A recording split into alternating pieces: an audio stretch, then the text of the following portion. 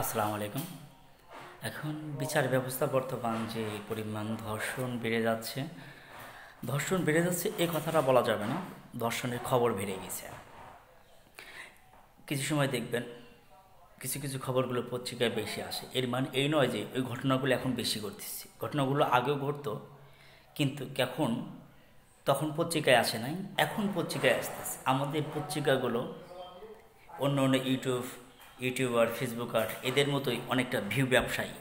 যখন যেটা আসবে তখন সেটা নিয়েই পড়ে থাকবে, এর বাইরে অনেক কিছু হবে, তখন তারা সেদিকে নজর দিবে না। ওই গৃহকর্মীদের বা বাড়ির যে কাজের লোক থাকে তাদের উপর যে শিশু নির্যাতনগুলো হতো এগুলো একসময় প্রচুর পরিমাণ পত্রিকায় আসছে। পরে অন্য একটা ইস্যু চলে আসলো, সেগুলো ধামাচাপা পড়ে গেল। ইস্যুর তলে ইস্যু চাপা পড়ে। আমার কাছে মনে হয় পত্রিকাগুলো হওয়া উচিত নিরপেক্ষ। যখন যেটা ঘটবে সমাজের তেল না দিয়ে সমাজের যে ক্ষতগুলো আছে সেই ক্ষতগুলো সবার সামনে তুলে ধরতে হবে। পত্রিকাগুলো সমস্যা হলো ভিউ ব্যবসা। আচ্ছা, যাই হোক, আমি ও প্রসঙ্গে বলবো না আজকে। আমি বলতেছি এই যে যে বিচারের যে একটা তাড়াহুড়া করা বা একটা নির্দিষ্ট সময় বেঁধে দেওয়া, আপাত দৃষ্টিতে মনে হচ্ছে এটা খুবই একটা ভালো পদক্ষেপ। 180 দিনের ভিতর বিচার, 90 দিনের বিচার, অনেকে তো বলতেছে 3-4 দিনের ভিতরে বিচার। এইটা বর্তমান যদি দেখা যেতেছে মনে হতেছে আপাত দৃষ্টিতে সঠিক, খুব ভালো কাজ, কিন্তু আসলে এর ফলাফল হবে খুবই ভয়ঙ্কর। ভয়ঙ্কর। বহু নিরীহ মানুষ চক্রান্তের শিকার হবে। বহু নিরীহ মানুষের ওপর কি হবে, এই দোষার দোষের তলে তারা পড়বে, তাদেরকে ভয়ঙ্কর শাস্তির মুখোমুখি হতে হবে। বিচার ব্যবস্থা চলবে বিচার ব্যবস্থার গতি অনুযায়ী। আমাদের মতন যারা আমরা আইন বুঝি না, কারণ বুঝি না, আইনে ফাঁক ফোকর জানি না, আমাদের আবেগ দিয়ে যদি বিচার ব্যবস্থা চলে তাহলে সমস্যা।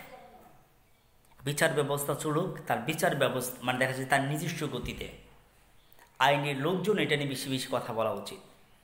এখন যদি আমরা এই খুব তাড়াহুড়া করতে চাই, তাহলে একটা কেস খুব ভালো তদন্ত হবে না। জাস্ট একটা সলিম বুঝ দেওয়ার জন্য, মানুষের আই ওয়াশ করার জন্য দ্রুত বিচার হয়ে গেল, তাতে কিন্তু কোনো লাভ নাই। আমাদের দরকার যে সত্যিকারের কালপিট, যে সত্যিকারের বদমাইশ, তার শাস্তি হোক। এমন শাস্তি হোক যাতে নতুন কোনো বদমাইশ, লম্পট, বেয়াদব তৈরি যাতে না হয়। আমাদের আগাছা কাটলেই হবে না, আগাছা মূল সহ উঠায় ফেলতে হবে। বিচার ব্যবস্থা যেরকম তাড়াহুড়াও করা যাবে না, আবার ধীরগতিও করা যাবে না। ঘর পোড়া গরু সিঁদুরে মেঘ দেখলে ভয় পায়। বিচার এত ধীরগতিতে হয় যে মানুষজন এখন বিতৃষ্ণা হয়েছে। মানুষজন বলতো অক্ষণই বিচার করে দাও। বুঝছো, এর আগে দেখা যেতেছে যাদের টাকা পয়সা ছিল পত্রিকায় আসা সত্ত্বেও তাদের বিচার হয় নাই। এছাড়া মানুষ বলতে তাহলে এটার মনে বিচার হবে না, তাড়াতাড়ি বিচার করতো। এই জন্য ঢিলেও বিচার করা যাবে না, আর হারিয়ে তাড়াতাড়ি বিচার করা যাবে না। ধন্যবাদ। যথাসময়ে যথা পদক্ষেপ নেওয়া উচিত।